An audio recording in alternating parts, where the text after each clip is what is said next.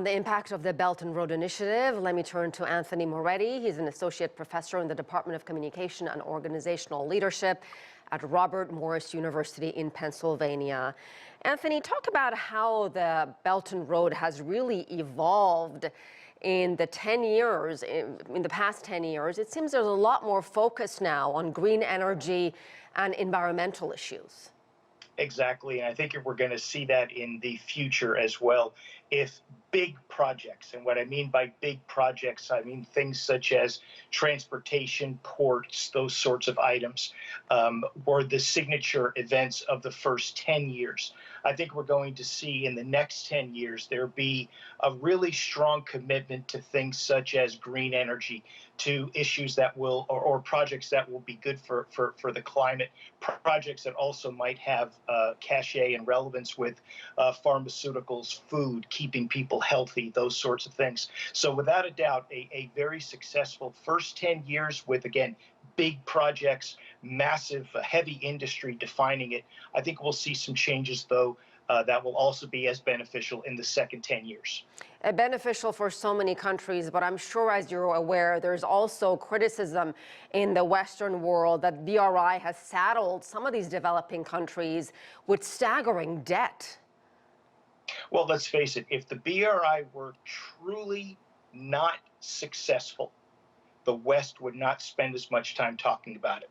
And so therefore, when you look to try to find ways to make a project seem less valuable, less important, less successful, etc., you begin to craft certain narratives that you say, okay, maybe this one will stick in the public consciousness. Maybe this will stick in the public consciousness.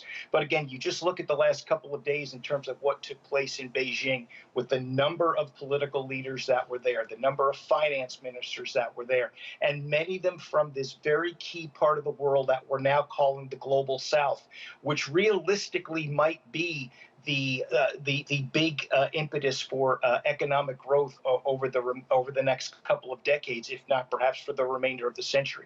And so as a result, sure, criticism is there, but I think the criticism is a recognition that the BRI is working.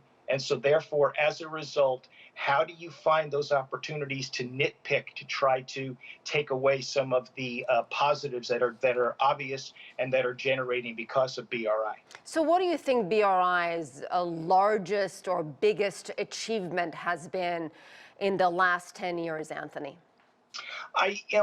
I don't want to talk about a single project, because doing so sort of means that, okay, it happened over here, so it's therefore more important over there, or less important than it is, in some other country or some other region of the world. So I think, one thing that we have to talk about is, it not only developed, but it also found some significant staying power during, the worst of the pandemic, the period from roughly very early 2020 through perhaps the middle to the tail end of 2021. So that roughly 24 or so month stretch, things continue to progress. But to me, I think the most important element of what's taken place since the BRI was launched a decade ago is that we have seen this ability for this part of the world to communicate or to develop economic projects that benefit all sides, don't benefit just one country, don't benefit just one region of the world. And something else that can't be forgotten is the number of people, and again, primarily the global South, that are going to see more and more tangible benefits that are coming out of the BRI. To me, that's what's defined the success of the first decade. And I have to ask you about Italy. Apparently, it's thinking about withdrawing from the BRI, the only G7 nation that signed on, but apparently they're now looking for a way out. And I have to think that there's an awful lot of backdoor kind of pressure that is being put on the Italians.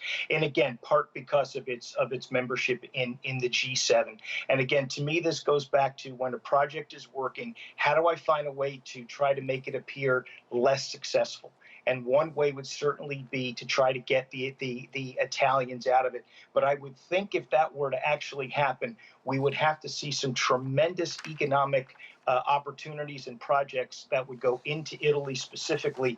That then would, of course, lead to criticisms in other part of Western Europe, perhaps Spain, Portugal, that part of Europe, and then perhaps that entire area sort of south of Italy as well. So I think even if we were to see the Italians pull out, and I'm not convinced that's necessarily going to happen, but even if they were, something would have to come in to replace it. And that could lead to more problems for Western Europe and for the G7 than perhaps it is even thinking about or worried about at this point. All right, we'll leave it there. Professor Anthony Moretti, thank you.